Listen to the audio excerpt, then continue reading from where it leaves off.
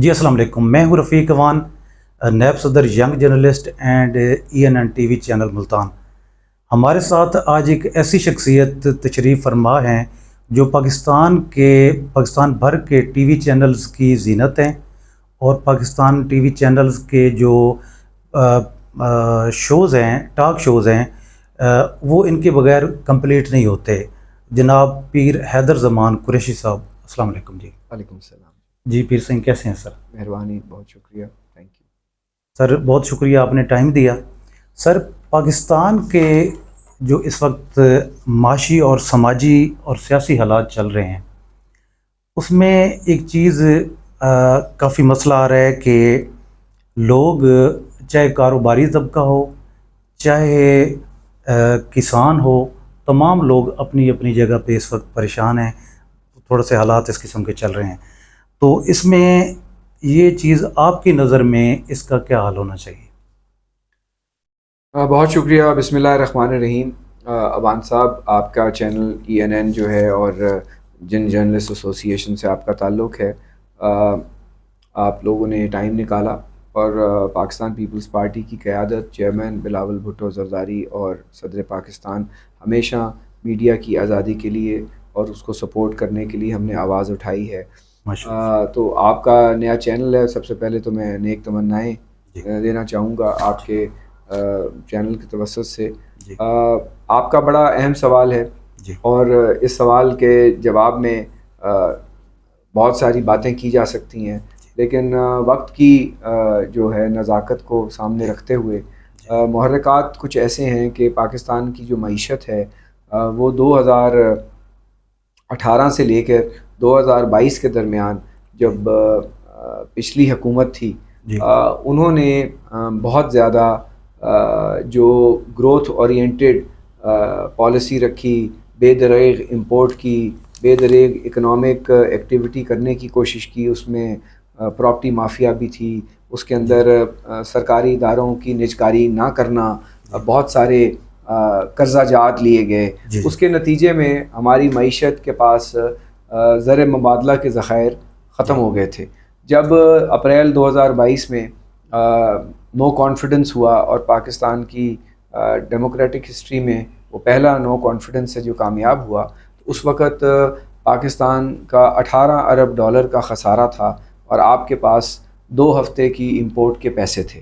تو پاکستان جو ہے بالکل دیوالیہ ہو گیا تھا۔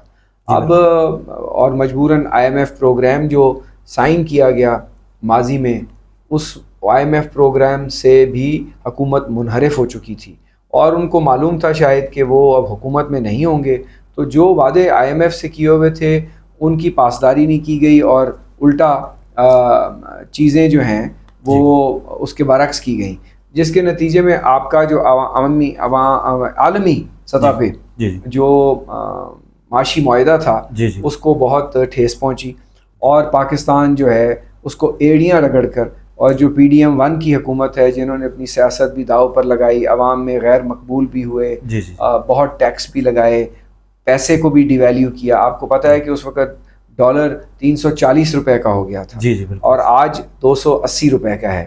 تو یہ ایک بہت 4 سال کٹھن تھے، پھر انتخابات ہوئے، اس کے نتیجے میں بہت ساری باتیں ہوئیں، انتخابات کے نتائج پر بہت سوالات اٹھائے گئے، اور آج بھی شاید اٹھائے جاتے ہیں، لیکن سیاست سے پہلے پاکستان تھا، اور پاکستان پیپلز پارٹی اور PML نواز اور دیگر الائز نے قومی سلامتی کے اداروں کے ساتھ مل کر، اور اس میں جو دیگر سٹیک ہولڈرز ہیں ان کے ساتھ مل کر، ہم نے یہ مشکل وقت میں پاکستان کی معیشت کو سنبھالنے کی کوشش کی۔ جی بالکل، اور اس کے نتیجے میں آج آپ کی معیشت جو ہے وہ سنبھل گئی ہے اللہ تعالیٰ کی فضل و کرم سے، لیکن اس کے اندر بہت سارا نقصان ہوا ہے۔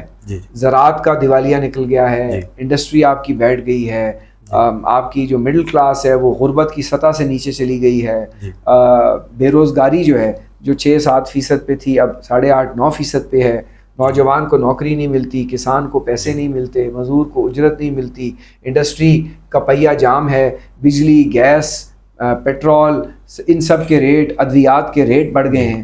اب یہ معاشی ٹیکسیشن، ٹیکس ریٹس بڑھائے گئے، اب یہ سفر بڑی مشکل سے، اور یہ ظاہر سب نامقبول فیصلے ہیں، عوام میں ان کی پذیرائی نہیں ہو سکتی، اور ہم یہ سمجھتے ہیں کہ اب یہ وقت ہے، اور اس بجٹ سے پہلے پاکستان پیپلز پارٹی نے اور ہم نے حکومت پر یہ باور کروایا اور متواتر کرواتے ہیں کہ اب آپ عوام کو ریلیف دیں، کیونکہ اب آپ معیشت سہارا ہے اور آپ گروتھ کی طرف جائیں، لیکن گروتھ ایسی ہو کہ آہستہ آہستہ معیشت سٹیبل بھی رہے اور آگے بھی چلے۔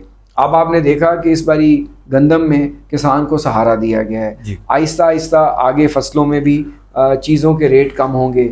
ایران اور امریکہ کی جنگ آ گئی بیچ میں، پچھلے سال پاکستان اور بھارت کی جنگ آ گئی، لیکن اگر آپ کی معیشت میں طاقت نہ ہوتی، اگر فیلڈ مارشل صاحب اور حکومت کے وزیر اعظم اور اتحادی سب ملک کی خاطر اکٹھے نہ ہوتے تو پھر آپ کا ڈالر اس وقت 500 روپے کا ہوتا۔ ٹھیک ہے، آپ نے جنگ بھی لڑی، بھارت کو دھول چٹائی، آپ نے دنیا میں گلوبل پیس میکر کا کردار ادا کیا، جو G7 کے ممالک ہیں وہ بھی یہ کام نہیں کر سکے جو سنگل ہینڈڈلی آپ کے قومی سلامتی کے اداروں اور آپ کی سول حکومت نے مل کر کیا۔ اب آگے بڑھتے ہوئے دیکھیے، اپوزیشن ضرور کرٹیسائز کرے، ہم بھی کرتے ہیں اور ہمیشہ بہتری کی گنجائش ہوتی ہے، لیکن آگے جاتے ہوئے اگلے 5-6 ماہ اور سال میں ہم یہ دیکھ رہے ہیں کہ بتدریج ڈیزل پٹرول کی قیمتیں کم ہوں گی، اجناس کی قیمتیں کم ہوں گی، پاکستان کو ایران سے سستا تیل اور گیس ملے گی، پاکستان کو انویسٹمنٹ ملے گی، گوادر میں جو آج پورٹ ایکٹیویٹی ہے، کراچی پورٹ پہ جو پورٹ ایکٹیویٹی ہے، پورٹ قاسم پہ جو ہے، وہ پاکستان کی تاریخ میں اتنا کنٹینر وہاں سے نہیں جا رہا۔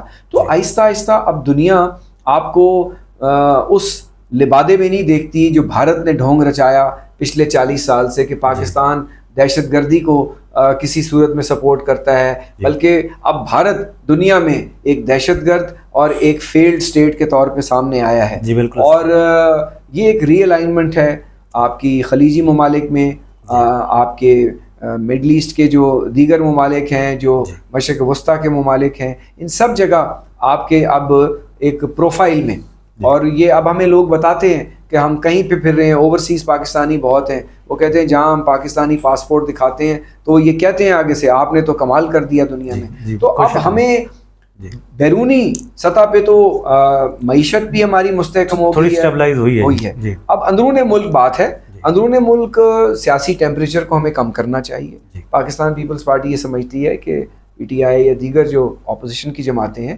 وہ ایک میچور سیاست کریں اور ٹیبل ٹاک کے ذریعے، جمہوریت کے اندر پارلیمان کی کمیٹیوں کے ذریعے مل بیٹھ کر راستہ نکالیں۔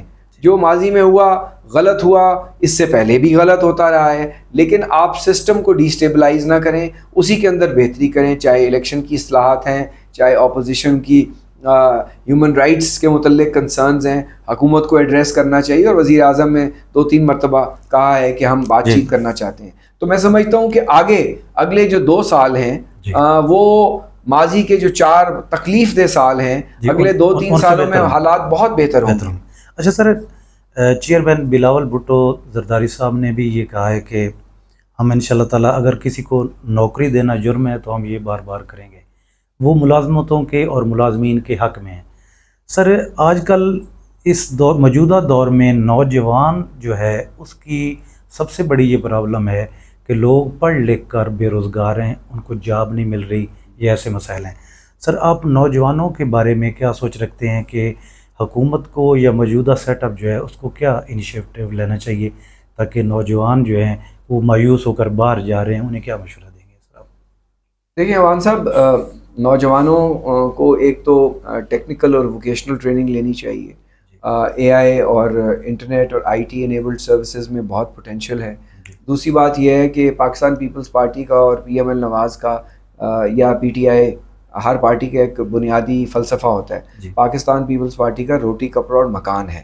اس فلسفے کا جو کانسیپٹ ہے نا، روٹی کپڑا اور مکان، یہ انسان سے منسلک ہے، ٹھیک ہے، زندگی سے منسلک ہے، ٹھیک ہے۔ اس کے اندر ہیلتھ کیئر بھی آ گئی، سیکنڈری، اس کے بعد پرائمری ہیلتھ کیئر، پھر ایجوکیشن۔ لیکن آپ کے جیب میں پیسے ہیں، روزگار ہے، کاروبار ہے، پیسے ہیں، تو اس سے آپ ہر چیز کا بندوبست کر سکتے ہیں. جب آپ غربت، مفلسی اور افلاس کا شکار رہیں گے تو پھر آپ کچھ بھی نہیں کر سکتے. نہ بچوں کو پڑھا سکتے ہیں، نہ کاروبار کر سکتے ہیں، نہ ادویات خرید سکتے ہیں، نہ والدین کی خدمت کر سکتے ہیں. تو یہ فلسفہ فرق ہے. پی ایم ایل نواز کا فلسفہ ہے سیمنٹ، سریا اور اینٹ لگاؤ، سڑک بناؤ. ٹھیک ہو گیا. پی ٹی آئی کا فلسفہ اور ہے کہ پراپرٹی ڈیلر لے آؤ، کاروباری لوگ لے آؤ اور اپنا کہانی سیدھی کرو اور ملک کا اتنا کام نہ کرو. ٹھیک ہو گیا. کچھ ان کے ایک دو پروجیکٹ تھے جو لنگر خانے تھے، جو عوام کی فلاح و بہبود سے متعلقہ تھے. باقی زیادہ تر لوگ جو ان کے تھے، جو وزراء تھے، وہ اپنے کاروبار کے لیے آئے تھے. اور یہی وجہ ہے کہ آج ان کی جماعت میں جو حقیقی کارکن ہے وہ تو مار بھی کھا رہا ہے، لاٹھی بھی کھا رہا ہے، لیکن جو مزے کرنے والے تھے وہ آپ کو نظر نہیں آئیں گے، جو ان کے فائنینسرز تھے. تو پیپلز پارٹی ہمیشہ عوام کی بات کرتی ہے.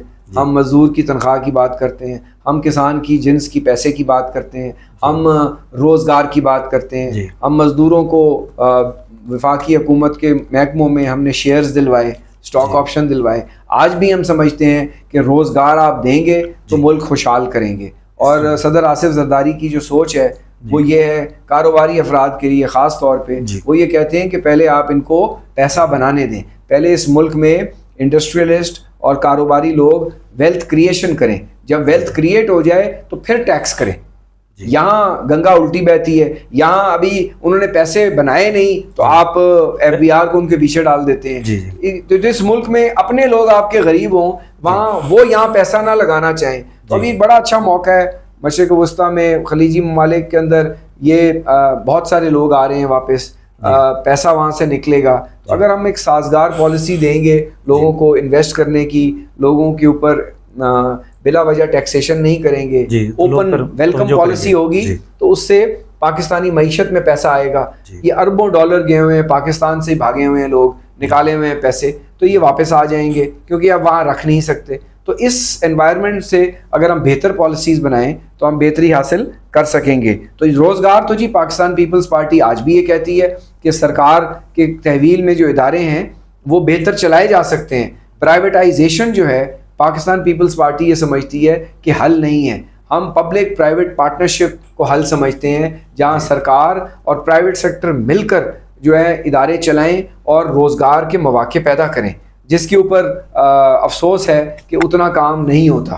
ہر چیز کو او ایل ایکس پر لگا کر بیچ دو کی پالیسی ہے جس کے پاکستان پیپلز پارٹی خلاف ہے. ہم یوٹیلیٹی سٹورز کو بھی بچانا چاہتے تھے، ہم ریلوے کو بھی بچانا چاہتے ہیں، ہم بجلی کے اداروں کو بھی بچانا چاہتے ہیں، ہم گیس کے اداروں کو بھی بچانا چاہتے ہیں. لیکن دوسری طرف یہ ایک سوچ ہے کہ ہر چیز جو ہے اپنے دوستوں کو، سیٹھوں کو بیچ دو اور لوگوں کو بے روزگار کر دو جہاں پہلے ہی اتنی بے روزگاری ہے. تو یہ ایک ہمارا بنیادی فرق ہے جس کے اوپر ہماری ٹگ آف وار چلتی رہتی ہے. اور جمہوری انداز میں ہم اپنا موقف منوانے کی کوشش کرتے ہیں، وہ اپنی مجبوریاں پیش کرنے کی کوشش کرتے ہیں. ہم کہتے ہیں بابو مت چلائیں، ہم کہتے ہیں پروفیشنل لوگ چلائیں. سرکار کے ادارے تو یہی ادارے جن کو آپ خسارے میں لے جاتے ہیں. جب اس کی مینجمنٹ ٹھیک ہوئے گی تو یہ منافع کریں گے. تو اپنے گھر کے برتن بیچنے کی کیا ضرورت ہے، آپ گھر کے نظام کو بہتر کریں. بے شک. اچھا سر، موجودہ ایجوکیشن سسٹم جس طرف جا رہا ہے، پرائیویٹائزیشن کی طرف جا رہا ہے، اس کو آپ کس طرح سمجھتے ہیں سر؟ اور دوسرا سر یہ ہے کہ آنے والے وقت میں اللہ کرے کہ آپ کو کوئی بڑی نمائندگی اور بڑے عہدے پہ آپ ہوں، کسی ایسے جیسے وزیر اعلیٰ شپ یا اس ٹائپ کی، تو آپ سر پہلا قدم یا کوئی ایسی چند چیزیں جو آپ کے ذہن میں ہیں کہ یہ چیزیں سیٹ ہونی چاہیے، اس پر کیا کہیں گے سر؟ دیکھیے، میرا بنیادی جو آپ کا سوال ہے، میں یہ سمجھتا ہوں کہ کوئی بھی کام کرنے کے لیے عہدہ ہو تو شاید لوگوں کی نظر میں وہ آپ کے لیے ایک پلیٹ فارم ہوتا ہے. لیکن بہت سارے عہدے پہ لوگ رہے ہیں اور رہیں گے آئندہ، لیکن وہ کام نہیں کر پاتے. کام کرنے کے لیے دو چیزوں کی ضرورت ہے. ایک جذبہ ہونا چاہیے، ہمت ہونی چاہیے، اور اللہ تعالیٰ کی رضا ہونی چاہیے. آپ نے کام وہ کرنا ہے جس کے دوررس نتائج ہوں. یہاں کام وہ کیا جاتا ہے کہ فوری اس کا رزلٹ آ جائے اور ہمیں ووٹ مل جائیں. تو انفارچونیٹلی پاکستان میں سیاست جو ہے وہ مختلف چیزوں میں محصور ہو کے رہ گئی ہے. اصل چیز سروس ڈلیوری ہے. تو اگر مجھے کبھی موقع ملے تو میں تو سب سے پہلے کرائم ریٹ اور کرپشن اور بیسک جو ہیلتھ سروس ہے اور ایجوکیشن سروسز ہے اور لا اینڈ آرڈر, یہ سب سے امپورٹنٹ, بہت ضروری ہیں یہ چیزیں. ٹھیک ہو گیا. اچھا, اب اس کا حل ایک ہی ہے. اس میں جو کباتے ہیں, اس میں جو کرپشن کا انبار ہے, چاہے وہ ریونیو سائڈ پہ ہو, چاہے وہ پولیس سائڈ پہ ہو, چاہے وہ دیگر اداروں میں ہو, آپ کو یہ انوائرمنٹ انشور کرنی پڑتی ہے کہ ٹاپ ٹو باٹم سوچ میں ہم آہنگی لانی پڑے گی. تو یہ کوئی اتنا مشکل کام نہیں ہے. پاکستان میں ایسے ادارے ہیں جہاں اس طرح کرپشن الاؤڈ نہیں ہے. جی بالکل ہے. ٹھیک ہو گیا. جہاں پکڑی جائے تو پھر سزا بھی ملتی ہے, کوئی انٹرفیئر نہیں کر سکتا. تو اگر آپ ایک اکاؤنٹیبلٹی کا چیک اور بیلنس کا سسٹم کریں اور آپ کا اپنا سوچ اور ضمیر اور دامن صاف ہو تو آپ یہ چیزیں کر سکتے ہیں. لیکن یہ شارٹ فکسز ہیں, یہ آسانی سے ہو سکتے ہیں. سڑک بن رہی ہے تو اگر ٹھیکیدار پہ ویجیلنس ہے اور اس سے پیسے نہیں مانگنے یا نہیں لینے دینے تو سڑک ٹھیک بنے گی. سرکار کے جتنے ٹینڈر ہیں وہ ڈبل ریٹ پہ ہوتے ہیں, کوئی بھی حکومت ہو جائے, تو وہ اس کی وجہ یہ ہے کہ اس کے اندر وہ اتنا کچھ دے دلا ہوتا ہے جو کہ نہیں ہونا چاہیے. اور سب سے زیادہ مظلوم اور مسکین اس ملک میں غریب لوگ ہیں, جن کے ساتھ جن کو نہ انصاف ملتا ہے, جن کو نہ روزگار ملتا ہے, وہ جہاں جاتے ہیں ان کو لوٹا جاتا ہے. تو ان کے لیے سروس ڈلیوری کا جو نظام ہے وہ میرٹ اورینٹڈ ہونا چاہیے. یہ اسلامی فلاحی ریاست ہے, یہاں پہ لوگوں کو روٹی اور کھانا پینا اور زندگی کی جو بیسک اشیاء ہیں وہ کنٹرولڈ ریٹ پہ ملنی چاہیے. باقی آپ کسی چیز پہ سبسڈی نہ دیں, ایک شخص کا آرام سے ایک مہینہ عزت دار طریقے سے گزر جائے, یہ ایک بنیادی فلسفہ ہے جس کے لیے یہ ملک کریٹ ہوا تھا. اچھا سر, بے نظیر انکم سپورٹ پروگرام جو ہے کچھ عرصہ سے تھوڑا ڈسٹرب ہے, اس کے بارے میں کوئی بنیادی کوئی وجہ ہے سر یا نہیں؟ بے نظیر انکم سپورٹ پروگرام تو ہر سال اس کے لیے فنڈ ایلوکیشن بھی بڑھتی ہے. جو اس کے ناقدین ہیں یا جو لوگ یہ سمجھتے ہیں کہ یہ نہیں ہونا چاہیے, وہ ورلڈ کلاس سٹینڈرڈ کا پروگرام ہے. اس میں وہ ایونیوز ہی اویلیبل نہیں ہیں کہ جہاں کرپشن ہو سکے. کوئی مائنر 1% 2% جو ہے پلفریج اگر کہیں ہے تو اس کی بھی مانیٹرنگ ہے, اور یہی وجہ ہے کہ ہر سال اس کا بجٹ بڑھ رہا ہے. 80 ارب سے شروع ہونے والا پروگرام اب 880 ارب پہ آ گیا ہے. تو آخر وہ پروگرام اچھا ہے, دنیا میں اس کی پذیرائی ہے. اور میں آپ کو یقین سے بتا سکتا ہوں کہ پاکستان پیپلز پارٹی کبھی بھی اس پروگرام کو بند نہیں ہونے دے گی اور بلکہ بڑھائے گی. ورلڈ بینک, IMF, جتنے ادارے ہیں سب اس پروگرام پہ خوش ہیں کیونکہ یہ ٹارگیٹڈ سبسڈی ہے. اس کے اندر, اور اب تو والیٹ سسٹم لا رہے ہیں اس جولائی سے, تو یہ آپ کے جو ٹرمینلز ہیں اس کے اوپر بھی رش کم ہو جائے گا. یہ ایک ایسی چیز ہے سر کہ جو ایجوکیشن میں بھی لوگوں کو ہیلپ کر رہی ہے اور ڈائریکٹلی بھی عوام کو مطلب فائدہ پہنچا رہی ہے. اس کی تکلیف ہے بہت لوگوں کو جو بیچ میں مال بناتے تھے وہ نہیں بنا سکتے. آپ آٹا بانٹتے ہیں, آپ راشن بانٹتے ہیں, اس میں گڑبڑ ہو سکتی ہے. یہ تو ڈائریکٹ والیٹ ہے. ہاں, اب وہ اس عورت کو ہم نے امپاور کیا ہے جو ماں بھی ہے, بہن بھی ہے, بیٹی بھی ہے, جس نے ان چیزوں کو چلانا ہے, گھر کو چلانا ہے. سوچ یہ ہے, فلسفہ محترمہ شہید بے نظیر بھٹو کا یہی تھا کہ آپ نے خاتون کو امپاور کرنا ہے اکنامکلی, معاشی طور پہ جو وہ کام کرتی ہے. اب دیہاتوں میں دیکھیں نا, خواتین کماتی ہیں, مرد حضرات اس تناسب سے نہیں کماتے. تو یہ امپاور کرنا تھا کہ یہ پڑھائے گی, لکھائے گی بچوں کو, ان کے ہیلتھ کیئر کا بھی نظام کرے گی, سب کچھ کرے گی. تو یہ فلسفہ ہے اس کے پیچھے. تو یہ تو رہنا ہے, اور انشاءاللہ آگے بھی جا کر اس میں بڑھوتری ہوئے گی. قریشی صاحب, آپ کے وقت دینے کا سر بہت شکریہ, اور ہماری دعا ہے کہ اللہ تعالیٰ آپ کو سیاست میں دن دگنی اور رات چگنی ترقی عطا کرے جی. اور بہت شکریہ سر. آپ کا بہت شکریہ, اور بس دعا کریں کہ لوگوں کی خدمت میں ہمیں دگنی چگنی ترقی ملے. عہدے شہدے جو ہیں یہ دنیاوی چیزیں ہیں, اگر لوگوں کی رضا کے لیے, اللہ کی رضا کے لیے ہم کسی کے لیے کوئی بہتری کر پائیں تو میں سمجھتا ہوں that would be a better way to live and go from this world. آپ کا بہت بہت شکریہ. پاکستان زندہ باد.